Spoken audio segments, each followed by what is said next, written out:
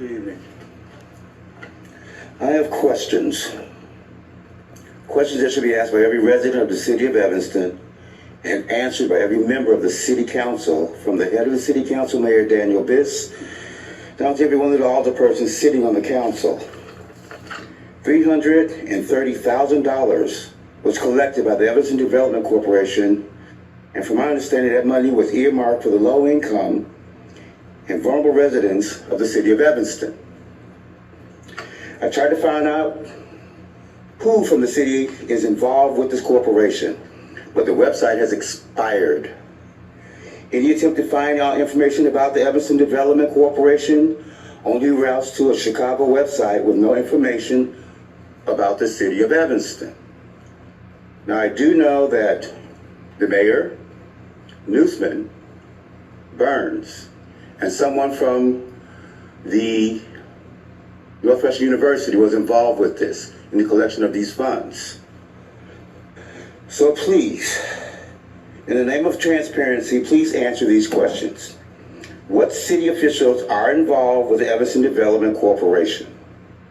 Who represented the city of Evanston in the collection of funds for this corporation? What government body is responsible for the distribution of these funds? And lastly, what part of city government is responsible for monitoring the collection and distribution of funds for this corporation? The city's name is in the title, so that leads me to believe that the city government has a hand in the machinations of this corporation. If this is so, why is there not a way for the residents of Evanston to monitor the actions of this corporation? What are we hiding? At this point, $330,000 and its whereabouts are in question. Will other funds have been misplaced, misdirected, misused, or just flat out commandeered? Whenever a situation like this is discovered, it usually means that the weakest residents are the ones who are affected by closed-door, backroom shenanigans. Shenanigans played out by the people that were put in place to protect them. Voters believe that they are voting people into place to protect the voters' rights, not line the pockets of developers, friends, and family. Please do better. And before I forget, please answer the questions. Where's the money? Thank you. There was I was mentioned in public comment as associated with a grant that Evanston Development Cooperative received, and people are trying to figure out where the money went. I just want to say it was suggested that I was somehow a part of them receiving the funds or something like that. It wanted to provide some clarity. EDC applied for a grant May 2023 from the federal government. I think it was $333,000, and in my capacity as an alderman, they asked for a letter, which of course, if you say there's $400,000 that we can receive to do building and clean energy improvements in homes in the 5th Ward, I'm going to say yes to that. And so I wrote a letter in support. I was also one of the founding board members and members of Evanston Development Cooperative. But by the time they applied, I had already divested from the organization. I did that in May 2022. Happy to share that with whoever's interested. And so a year later, they applied for this grant. And in my official capacity as an alderman, I wrote a letter of support. Thank you. And that's all. Thank you. The next speaker is Nancy Floy, who will be followed by DeKel Fonda, and then David Galloway. Thank you very much. Thank you, all the council members and the city staff. My name is Nancy Floy, and I'm in the 2nd Ward. I'm the founder of the Hartwood Center, and I'm also the president and co-founder of the West Village Business Association. The Hartwood Center is legally a Buddhist church. It's a temple. There has been an enormous amount of upset and outrage and a huge pushback in our community on the Popeyes. I met with Chrissy Harris, our council person, 2 times, and in both those recorded meetings, at her request recorded, she stated that this would be sent to the Land Use Commission. Last night I received an email from Chrissy Harris saying that that wasn't going to happen. So the first question I have is why? Why was that decision reversed? Sarah Flax, it's good to see you. It's been a long time.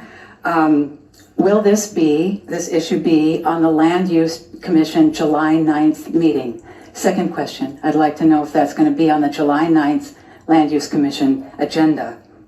Third is the harassment.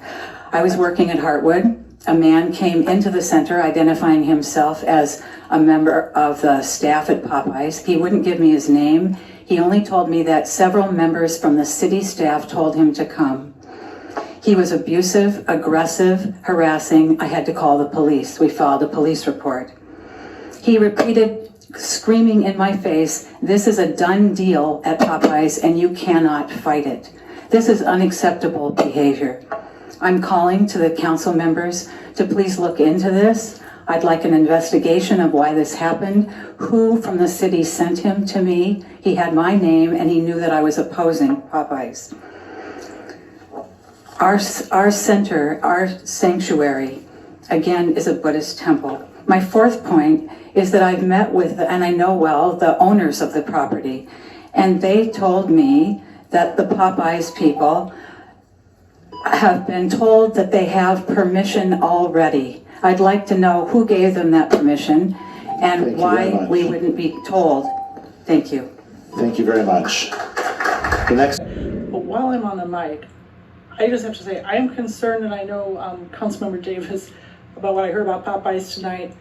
Can't that go to the Land Use Commission? It's a administrative review use, and certainly that should be deferred to Land Use Commission. If there's pushback, I don't understand why it wouldn't go there.